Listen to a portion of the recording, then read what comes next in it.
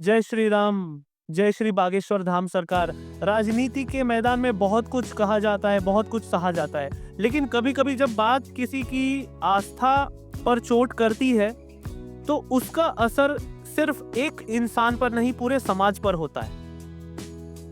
ऐसा ही कुछ हुआ जब समाजवादी पार्टी के प्रमुख अखिलेश यादव ने पंडित धीरेंद्र शास्त्री जी पर सवाल उठा दिए। उन्होंने खुलेआम मीडिया के सामने कहा कि धीरेंद्र शास्त्री जैसे कथावाचक लाखों रुपए लेते हैं, कोई गरीब उन्हें कैसे बुला सकता है। उन्होंने यह भी आरोप लगाया कि ऐसे बाबा अंडर टेबल पैसे लेते होंगे, आप पता कर लीजिए। इस बयान के बाद जैसे बागेश्वर बाबा के सब्र का बांध टूट गया हो। उन्होंने मीडिया के सामने खड़े होकर वो कहा जो शायद राजनीति की जमीन पर बैठे लोग कभी सोच भी नहीं सकते। उन्होंने कहा कि अगर भारत को आगे बढ़ाना है, भारत को विकसित देशों की कतार में लाना है, तो सबसे पहले इस देश से जातिवाद, क्षेत्रवाद, भाषावाद को खत्म करना होगा।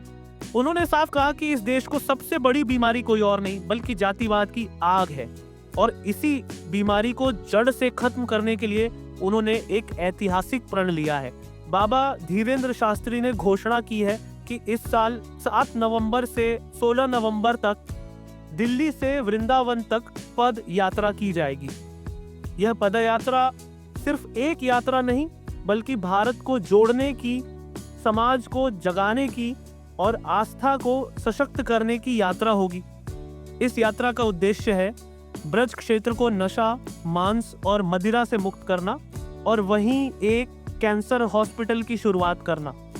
इस यात्रा की शुरुआत एक छोटे से ओपीडी सिस्टम और एम्बुलेंस सेवा से की जाएगी, लेकिन बाबा का सपना है कि एक दिन इस जगह पर ऐसा कैंसर अस्पताल बने जहां गरीबों का मुफ्त इलाज हो सके। इतना ही नहीं, बाबा ने यह भी संकल्प लिया है कि मुंबई के भिवंडी स्थित बागेश्वर बालाजी सनातन मठ में जो भी चढ़ावा आएगा उससे झुग्गी झोपड़ी में रहने वाली बेटियों का विवाह कराया जाएगा। उन्होंने कहा कि हम अपनी सामर्थ्य के अनुसार गरीबों के जीवन में खुशियां लाने की हर कोशिश करेंगे। जब तक प्रभु की कृपा है, सेवा रुकेगी नहीं। सोचिए, एक तरफ राजनीति के आरोप और दूसरी तरफ राष्ट्र निर्माण की बात। एक और सवाल उठाने वाले, दूसरी ओर समाधान देने वाले। बाबा ने यह भी कहा कि जब तक हम सभी भारतवासी जाति, धर्म, भाषा और क्षेत्र से ऊपर उठकर सिर्फ एक राष्ट्र के लिए सोचेंगे, तभी हमारा भारत सच्चे अर्थों में विश्व गुरु बन पाएगा। अब सोचिए, जो मामला इटावा के दादरपुर में कुछ कथावाचकों के साथ मारपीट से शुरू हुआ, वो आज पूरे देश में चर्चा का विषय बन गया है।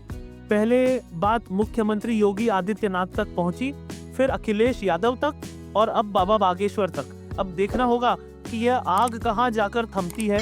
आपको क्या लगता है, क्या अखिलेश यादव को ऐसा बयान देना चाहिए था? क्या बाबा बागेश्वर का जवाब आपको सही लगा? अपनी राय जरूर दीजिए, इस वीडियो को शेयर कीजिए और हमारे चैनल से जुड़िए, क्योंकि जब बात हो भारत की, धर्म की और सत्य की, तब मौन रहना सबसे बड़ा अपराध होता है। जय श्री बागेश्वर धाम सरकार।